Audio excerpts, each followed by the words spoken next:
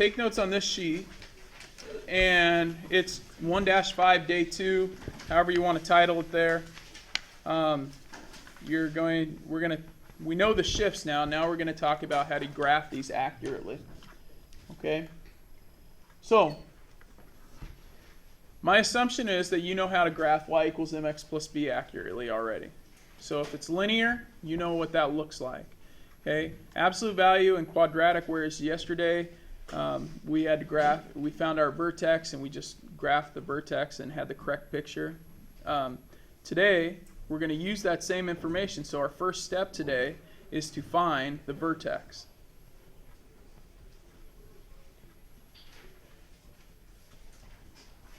Okay? Remember, our vertex is in the form of hk.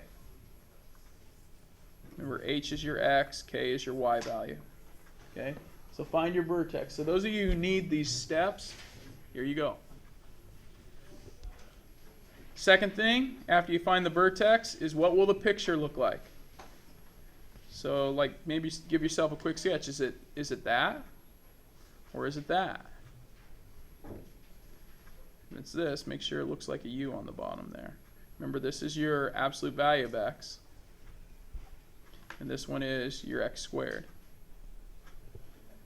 Okay, and we know that linear is just your straight line, and we don't have a vertex for that. We just use our y equals mx plus b on that.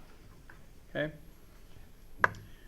And then the form we talked about yesterday, was vertex form.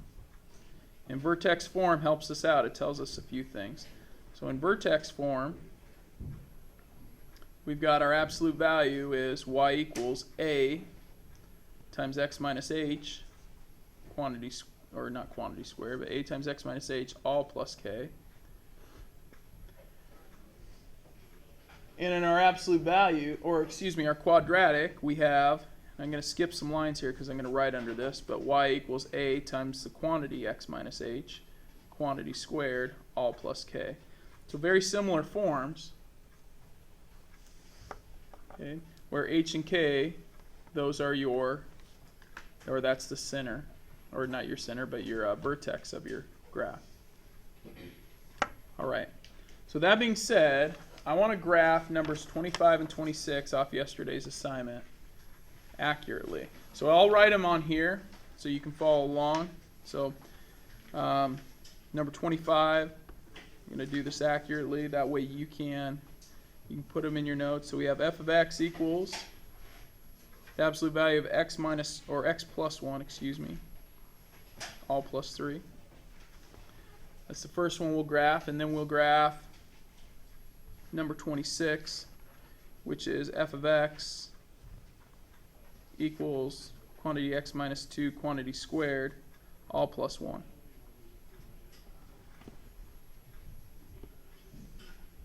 All right.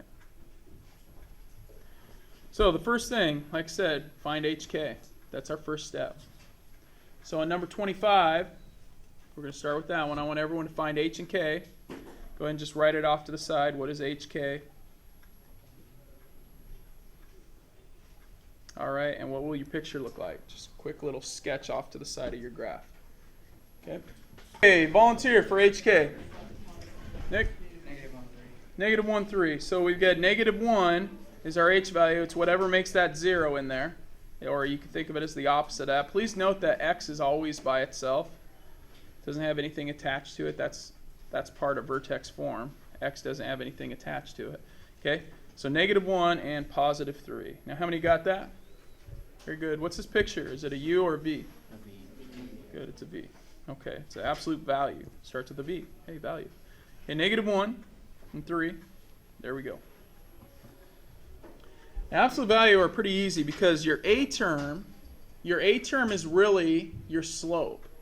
It's your slope going in and your slope going out. Now, I realize when we get really picky about this, I look at this and I say, well, my A term here, there's an A there, there's nothing here. Really what's out here is a 1. That means my slope coming into this is a 1 and slope going out is a 1. Now I have some students argue with me. They're like, well, McCoy, that slope for sure is a 1. You're right. I'm rising 1, running 1. Okay, and they probably don't even say that to me. Where they argue the point is they say, this slope over here isn't 1.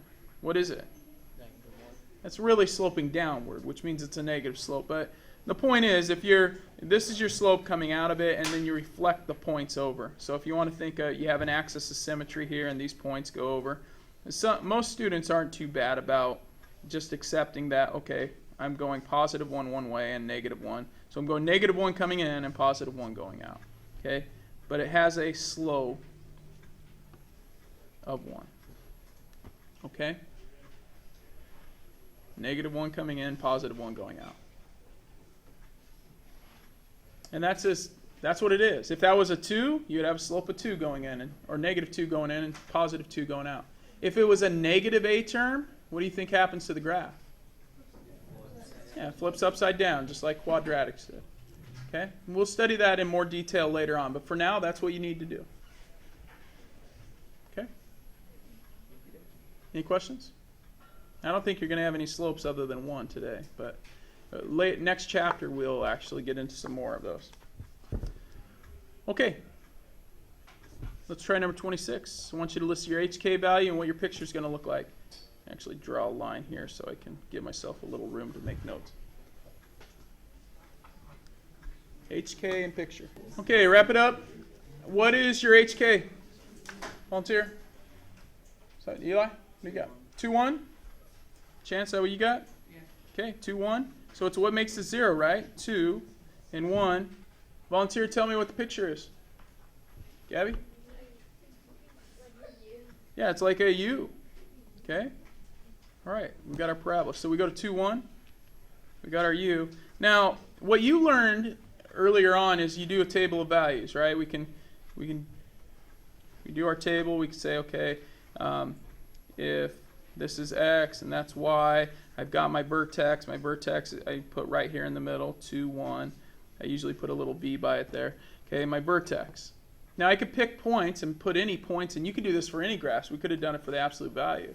If you don't know how to graph it, make a table of values. So there's 2, 1. We have that. We could put in, like, the next number is 3. So if I input 3 into this, 3 minus 1 is, or 3 minus 2 is? 1 squared plus 1, 2. So we'd have 3, 2.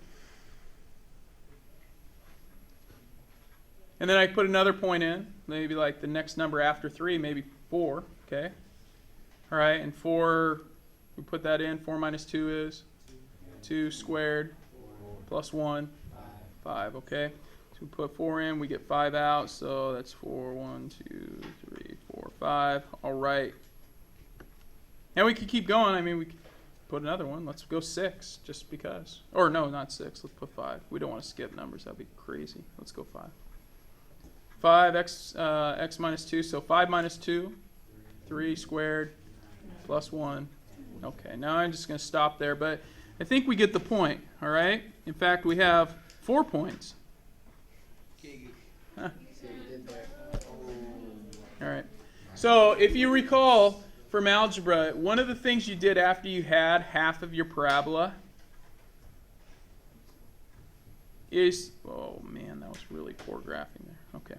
After you had half of your parabola, you use this thing right here. Anyone remember what that's called? Yeah, axis of symmetry. Okay, but yeah, and it reflects these points. So like this was there, we can move it over there. And this one was here, we could just move it over here. Same distance away, right? 2 units from, and it has to cross at a right angle. Okay, so this one's 1, 2, 3, 1, 2, 3, and there. Okay, and now we have the other side of our parabola. I got to go downward, otherwise I mess it up. Okay, there we go. We've got the other side of our parabola.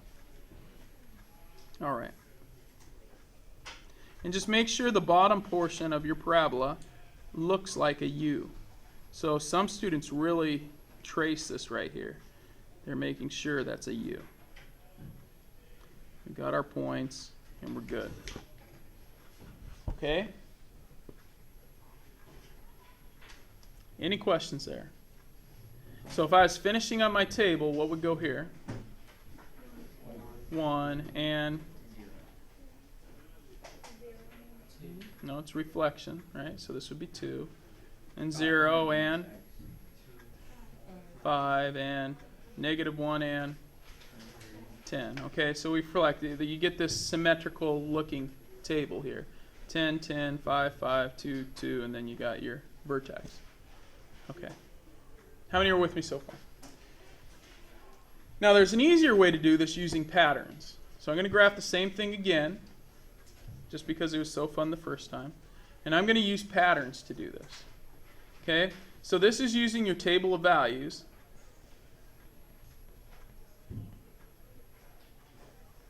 And this one's going to be using patterns.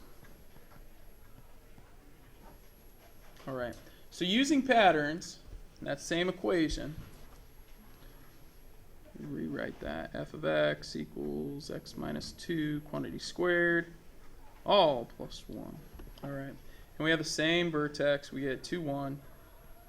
We know the picture is a parabola. Okay. We put our 2, 1. Good.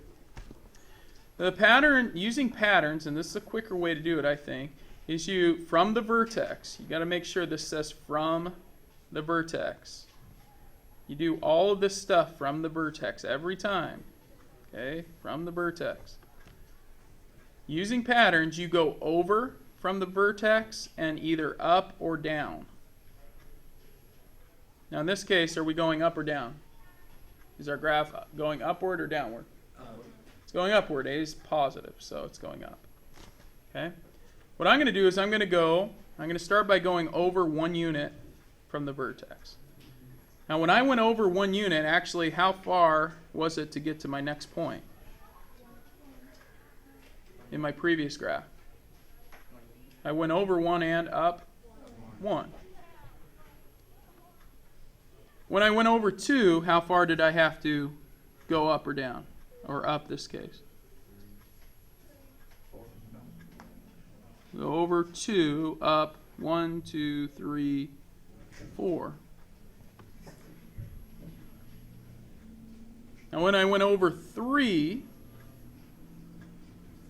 how far did I go up? I went up 9. If I was to go over 4, how far would I go up? How many see the pattern? What would this be? 16. And then if I went over 5, I'd go up 25. What's the pattern? X squared. Jody? Yeah, you just square it. If you're going over 1, you go up the square of that. You go over 2, you go up the square of that. You go over 3, you go up the square of that. You go over 4, you go up the square of that. Over 5, up the square of that. Now, there's one piece that we're missing here. You actually have to multiply the square of that by a.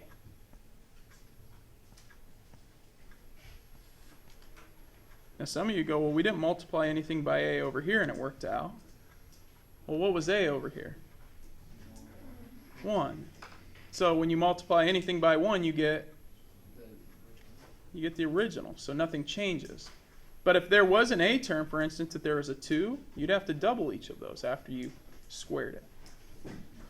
Okay?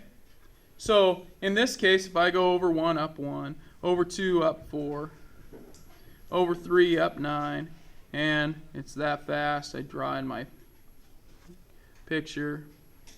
Same way there.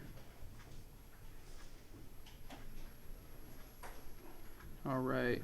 And making sure you get this U shape at the bottom. Okay? Kind of, if you have to, curve it out. It can't look like a B. Cassie?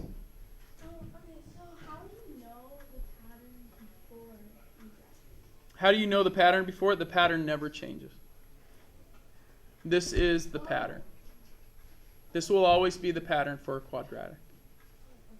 Okay, so for instance, if I give you, let me give you one here. This is another example problem. Let's go f of x equals 2 times the quantity x. Let's go plus 3 squared, all minus 8. Okay? Start by finding HK. Drop quick picture of what it would look like, and then try to use your patterns to graph it. Use pencil. There you go. Okay, so our vertex, our HK, is what? -3. What makes that 0? That's a bell. What makes that 0? -3. Go ahead. Chelsea? Or Chantel, excuse me. -3. Okay. What's our y? Our k? Okay. -8, right? How many got the vertex right? -3, -8. Go over 3. Down 8. Right there. All right. Very good. From that point, we go over 1 and up 1 times a. So if I go over 1, I'm going to go up 1 times a. Well, a in this case is 2. So I'm going up how far? 2. Then I'm going to go over 2 and up 4 times a. A is 2, so 4 times 2 is 8. 8. So I go over 2 and up 8. Then I go over 3 and up 3 or 9 times a, which is 18.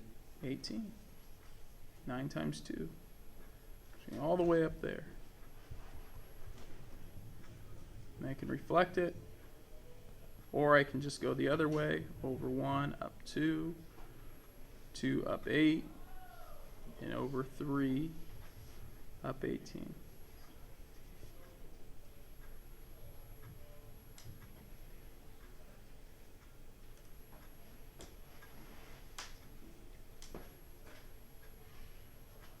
And we draw in our line. Okay, making sure that it's got a U shape on the bottom. There's our graph. Okay. How many think you got it? Okay, we're good on it? Okay, now if you're struggling at all, make sure you ask today. All right.